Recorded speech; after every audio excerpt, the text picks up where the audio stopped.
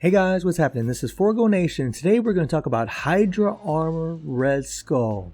This thing looks freaking awesome, guys. I know we say it all the time, but man, I mean, look at the detail, even in his cheekbones. Look at that. And he's got the Hydra armor, or the Hydra insignia on his freaking chest. That looks amazing, man. The detail in this uniform, man, it is spectacular. Not only does it look spectacular, but it is pretty spectacular, guys. This is a really good uniform. This definitely takes a, well, I don't want to say a zero to a hero, but a very bad character in the game to a very good bad villain in the game. if that really makes any sense. So let's take a look at his build. He has almost 18,000 physical attack. He has 127 attack speed, 31 crit rate, which will be maxed out for the most part. He has max critical damage, and he has max ignore defense. He also has max skill cooldown. He has his first and last gear at 25. He is a level 70 character.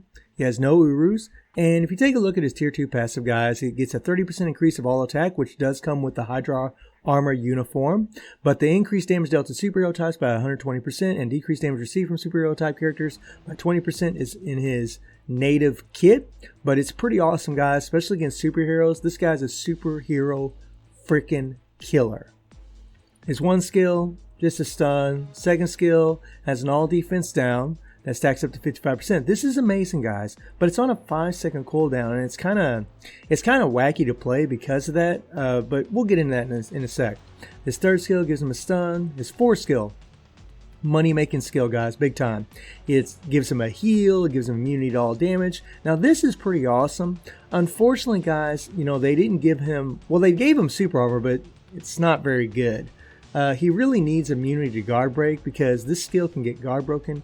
Actually pretty easy. Now the one good thing is if you get your fifth skill before you do the fourth skill, you can move it around and sometimes you can dodge things. So it's not, I don't think you absolutely need immunity to guard break, but it definitely would make him a lot better. Or if he just had native super armor all the time. The fifth skill gives him a massive 60% all attack buff, massive 60% crit rate buff. This is crazy on a 15, for 15 seconds on a 16-second cooldown, guys. So you'll very well be able to keep this up pretty much for the most part. Pretty cool. His 4-star passive, and this is what I'm talking about with the super armor. They really should have made this 100%. He should always have just native super armor. That would have made this guy so much better because he doesn't have, because he's a villain, he doesn't have, you can't use Nick Fury with him. So you either, you've got to give him immunity to guard break obelisk to help prevent from being guard broken, which is kind of sucks, but he doesn't absolutely need it, guys. His leadership, 20% increase of all defenses, and then you got the awaken skill, which isn't awaken at all, so we're not seeing a lot of the stats that would normally be on here. We'll talk about that whenever I awaken a skill, if I ever do, which I might.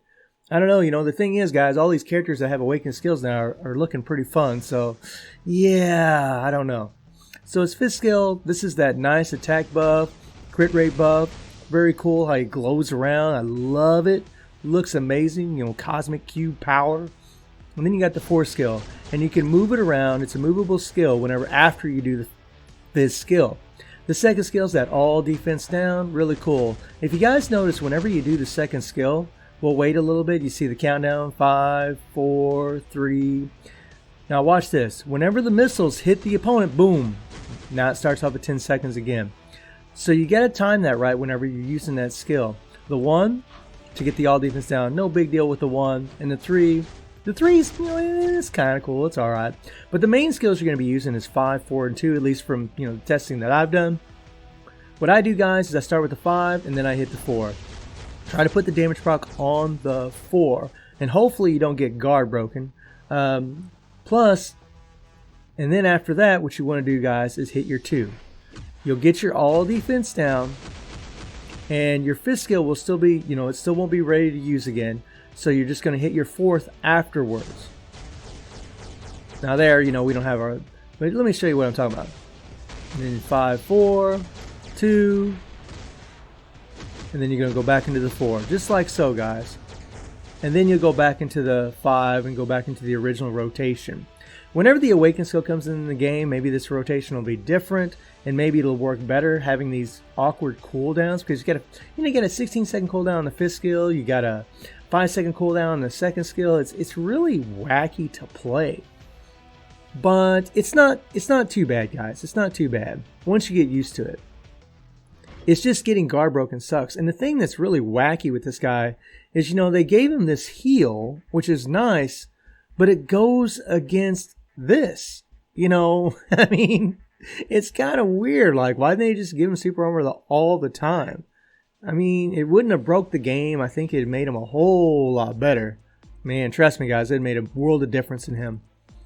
He has stage 6 Power Bringer Hawk set, and he's rocking a double crit damage with a 200% damage proc obelisk. Very good obelisk for him, guys. You know, all of his stats are maxed out because I have this double crit damage. But, you know, again, you know, immunity to guard break would be better for him. I mean, I really think so. But you don't absolutely need it, guys. And he has a normal ranked uni. So you take a look at the uniform effect. And it has a decrease all damage received by 20%. This is great, guys. You get a natural decrease all damage received by 20%, which can work against anybody.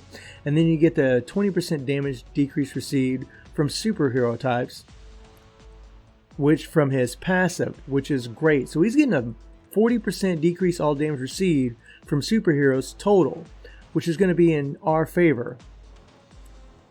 Now, let's get out of here.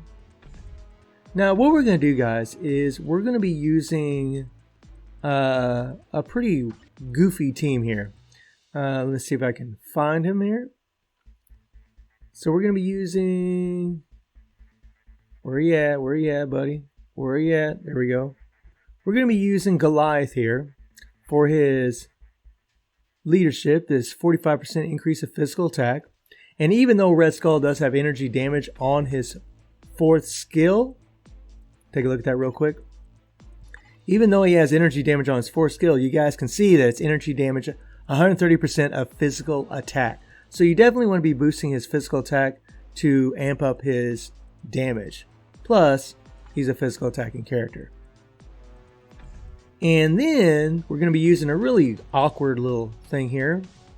Dun dun dun dun dun dun. If I can find her.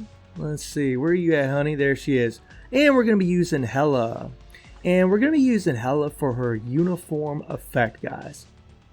This is pretty sweet. Increase damage dealt to superhero type characters by 15%. So we're going to gain 15% damage to superheroes. And we're going to get a decreased damage received from superhero types by 15%. So he's Red Skull's already got 40% decreased damage received.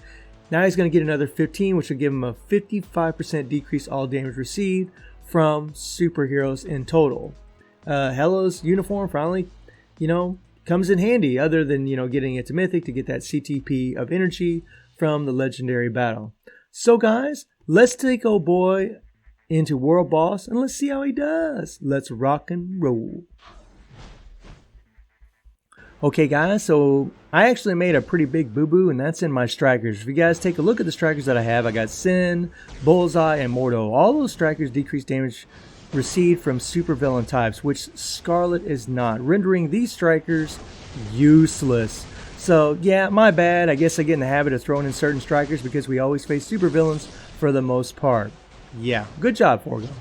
But at least I recognize it now. We also are using Rachel for her mind control, and you really want to try to mind control Scarlet. I didn't want to put Scarlet as a striker because I felt like that would be way too much. But just having that 5-second mind control once in a while, that's not too bad. Because Scarlet's got penetration, you know, the world boss Scarlet, she's got penetration. She can be a real freaking nightmare. But Red Skull, you know, it's pretty awesome, guys. I mean, I know it's only stage 27, but this is the highest I have, highest stage available that I have. And, you know, I think it's pretty cool. You know, he doesn't have any Urus. It's not like he does have a CTP on him. He's got a normal ranked uni. He's just using a 45% physical attack leadership. He is getting 15% extra damage from Hela. But man, you know, the fact that he's got that 120% damage to the superheroes from his passive really makes him a monster here. I mean, guys, seriously. If I threw Urus on him, he would be way stronger. I would have preferred to do this when he would be at level 60, to be perfectly honest, guys. Because even then, he still could do it. No problem. And you see what I'm doing with the rotation, guys. You know, just kind of going back and forth. There we hit our 4. There's our damage proc. We're going to go ahead and hit the 2. Get our all defense down. Okay, so now she's going in her next phase.